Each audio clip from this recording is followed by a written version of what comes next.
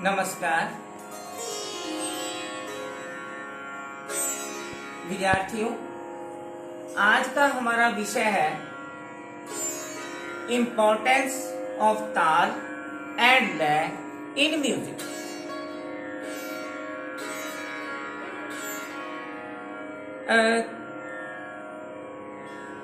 हमारा संपूर्ण जो ब्रह्मांड है यह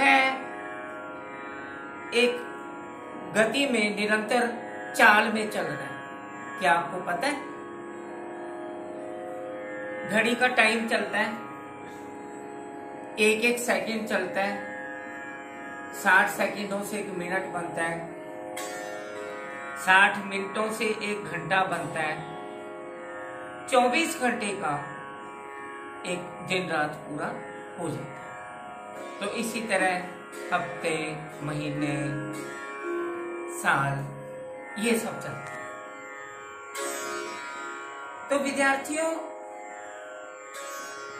ये सारा जो ब्रह्मांड है, जो सारी नेचर है, ये स्वर में है। आप कभी भी रियलाइज करेंगे, जो लोग योगा करते हैं उन लोगों को पता ही है कि रियलाइज करते हैं, अनुभव करते हैं जिस चीज का, तो एक साउंड सुनाई देती है, उन्हें स्वर सुनाई देता है। ये साधना पे निर्भर करता है, किसकी कितनी साधना है सुनने की, उसको जीने की साधना कितनी है स्वर की। तो तभी तो अनहत नाद आया, फिर आहत नाद आया। तो हमारा जो इम्पोर्टेंस ऑफ ताल एंड लय है, मैंने आपको कहा है ना कि ये जो एक एक सेकंड मिनट चलता है, हम संगीत में इसको मात्रा ले लेते हैं। जैसे धा, धीम, धीम, धा, ये मात्रा चल रही है संगीत में। तो एक एक मात्रा से, विभिन्न मात्राओं के समूहों से अलग अलग तालें बनी। जैसे 1 2 3 4 धा धे ना तीन ना कर धे ना धा धे ना तीन ना कर।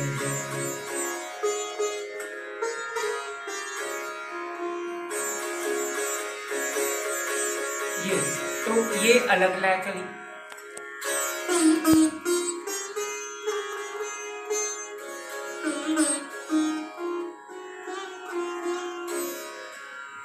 तो अब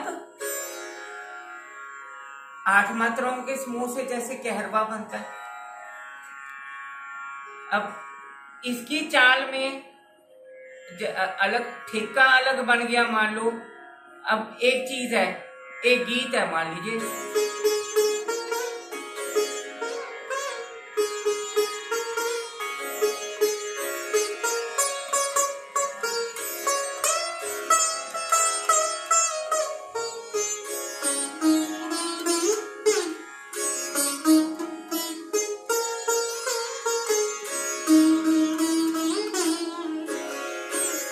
आप पहचान गए होंगे, तेरे मेरे बीच में। अब एक ताल क्या चली,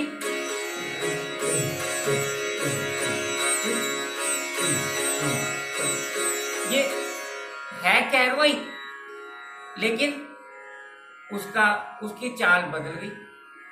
अब इसी तरह से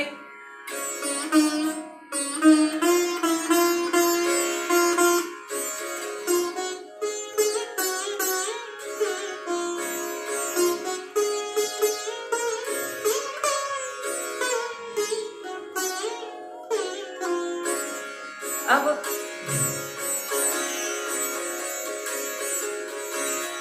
आज भी दिहाड़ी रख डोली ने माए। अब एक ये लय अलग है, लेकिन दूसरी तरफ इन्हीं स्वरों में चीज चलती है। वैष्णव जन को तेने कहिए पीर पराई जाने रे। तो अब लय थोड़ा डिफरेंस हो गया। तो क्या हुआ, ताल तो कह वही है, चाल भी वही है, लेकिन थोड़ा सा ठेका बदला, तबले में बजने वाला ठेका बदल गया। तो अब ये संगीत में ताल और लय का महत्व है। अब जैसे मैं पहले आपको ये बता दूं, ये सारा ही जो भी हम कुछ कर रहे हैं ये भक्ति प्रधान है। संगीत, जैसे मैंने आपको पहले कहा था, इसकी परिभाषा देते हुए कि आत्मा को परमात्मा तक पहुंचाने में यह कला बीज की सीढ़ी के समान है। तो अब ताल, हम ताल ले लेते हैं। ता प्लस ल, दो शब्दों के संयोग से बना ना ये। ता मतलब ताकार, ताकार तांडव, तांडव नृत्य जो कि शिव शंकर, भोले शिव शंकर जी करते थे। फॉर्चुनेटली इस समय सावन का महीना चल रहा है और भोले शिव शंकर के दिन है, तो हम उन्हीं की ये कर रहे हैं पुस्तक। तो तांडव से ताकार, ल मतलब लास्य जो पार्वती जी करते थे, मां पार्वती। ताकार और लकार, तांडव और लास्य, यानी शिव और शक्ति के सहयोग से ताल। श्रृंगार रस प्रधान है लास्य, और तांडव जो है वो है वीर रस प्रधान। तांडव पुरुष प्रधान है, वीर रस प्रधान है, लास्य श्रृंगार रस प्रधान, यानी जो स्त्रियां जैसे मां पार्वती करती। तो हम सिंपल ये कहेंगे कि जो समय है, काल है, जैसे एक मैंने अभी बताया था, 1 मिनट में 60 सेकेंड होते हैं, 1 घंटे में 60 मिनट होते हैं। इसी तरह से विभिन्न मात्राओं के समूह से विभिन्न ताल बनते हैं। तो क्या हम कहेंगे कि काल के नापने के पैमाने को ताल कहते हैं। काल यानी कि समय, उसके नापने के पैमाने को ताल कहते हैं। तालस्थल प्रतिष्ठा यामिति धातोर घंजी स्मृता। तो तल जो प्रतिष्ठार्थक आदि जो हैं वस्तुएं, उनमें तल धातु में घय प्रत्यय लगाने से ताल।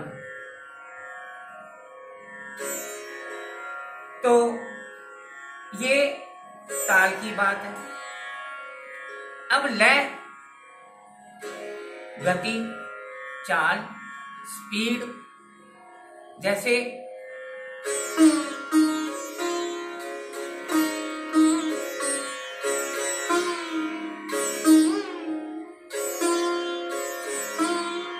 अब ये विलंबित लय है। विलंबित यानी कि सबसे धीमी लय, मध्य बीच वाली लय, और द्रुत सबसे तेज लय। अब एक ही लय में एक ही ठेका, मतलब तबले पे मतलब अलग अलग ठेका जो चलता है, उससे ही सारे रसों की अभिव्यक्ति परिवर्तित हो गई।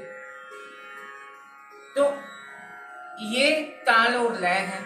अब इनमें क्या महत्व है, देखिए। अब मैं मीडियम स्लो में आपको तबले पे कुछ सुना रहा हूं, विलंबित गत।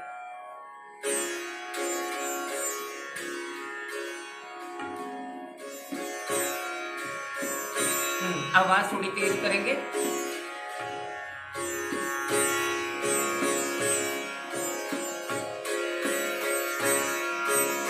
देखिए ये हाँ,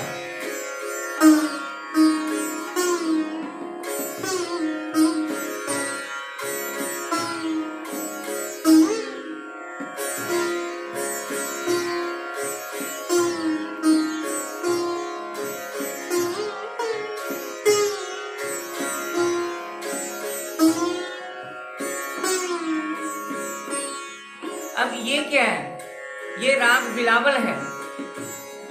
आपको एक चीज बता दूं, आपको मैंने वैसे बताया भी था कि विलंबित गति जो होती है, स्लो गति, उसकी गति धीमी होती है। अब चल तो ये 3 ताल रहा है, लेकिन आप इसमें रस अलग देखेंगे। 9, 10, 11 देखिए।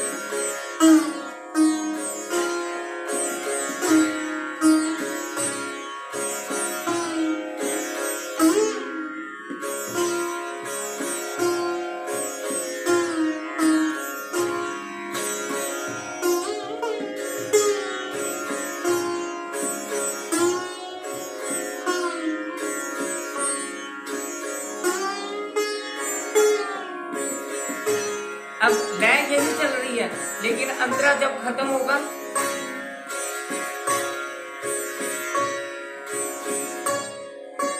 नी धा धा नी धा पा पा मा गा मा रे नी धा रे। अब क्या हुआ, ये इतने से पोर्शन में चाल बदल गई उसकी, क्योंकि हम मतलब लयकारी आ गई 3 मात्राओं में, हमने डिजाइन के रूप में बनाया, लेकिन उसका थोड़ा सा रस परिवर्तित हो गया। तो अब ये इसकी है। अब देखिए मध्य 3 ताल में देखिए, यानी कि मीडियम फास्ट,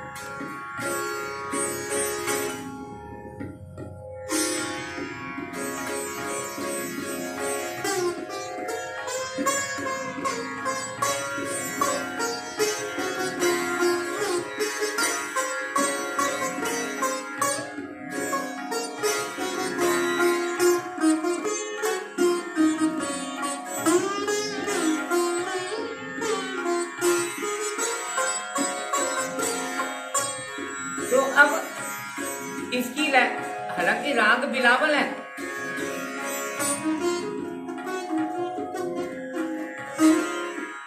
राग बिलावल है, लेकिन उसकी जो चाल है वो डिफर कर गई।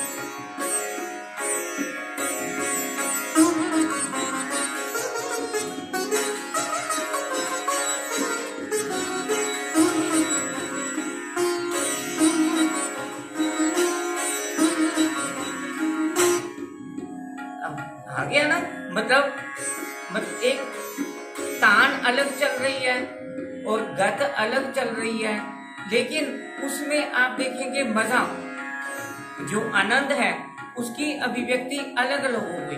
अब मैंने आपको पहले 11वां ताल में ये अलग लय का दिखाया था, अब 3 ताल देखिए। अब यही हम जब झाला करेंगे, झाला बजाएंगे, तो झाले में आप अलग फीलिंग देखेंगे। देखिए अब मैं वेरी फास्ट में झाला लूंगा,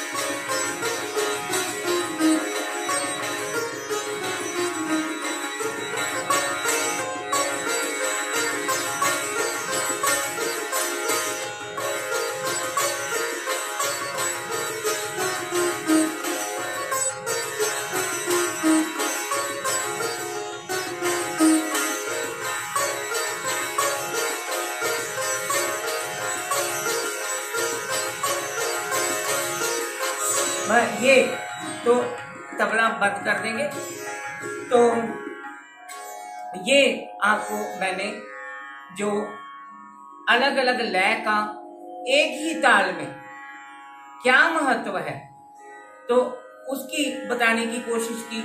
जैसे अभी मैंने पहले कहरवा की बात की, अभी 3 ताल में आपको तीनों लयों में दिखा दी। अब जैसे दादरा है, हम अभी दादरा की बात करते हैं।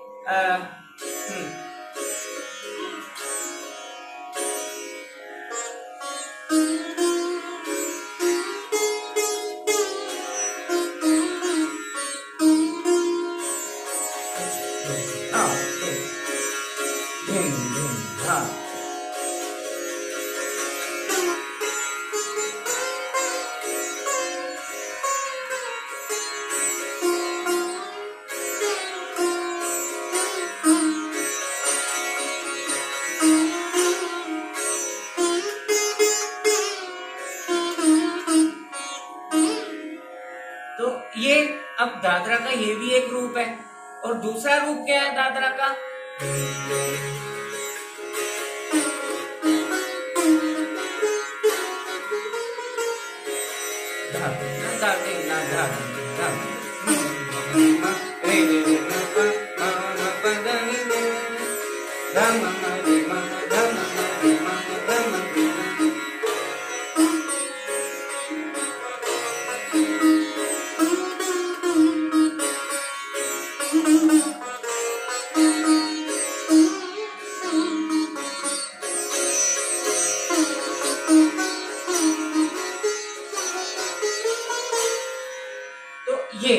तो संगीत में ये ताल और लय दोनों का अपना अपना महत्व है। देखिए, एक ही राग है, उस राग में एक ही ताल चल रहा है, एक ही लय चल रही है, लेकिन ठेका तबले पर ठेका परिवर्तित हो जाने से भी इसका जो रूप है, रस है, या गायन की बात भी ले लो, चाहे वादन की बात ले लो, तो संगीत में